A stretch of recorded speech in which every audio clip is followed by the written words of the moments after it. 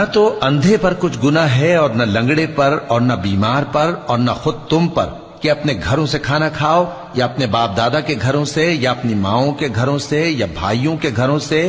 یا اپنی بہنوں کے گھروں سے یا اپنے چچاؤں کے گھروں سے یا اپنی پھوپھیوں کے گھروں سے یا اپنے ماموؤں کے گھروں سے یا اپنی خالاؤں کے گھروں سے یا اس گھر سے جس کی کنجیاں تمہارے ہاتھ میں ہوں یا اپنے دوستوں کے گھروں سے، اور اس کا بھی تم پر کچھ گناہ نہیں کہ سب مل کر کھانا کھاؤ یا جدا جدا۔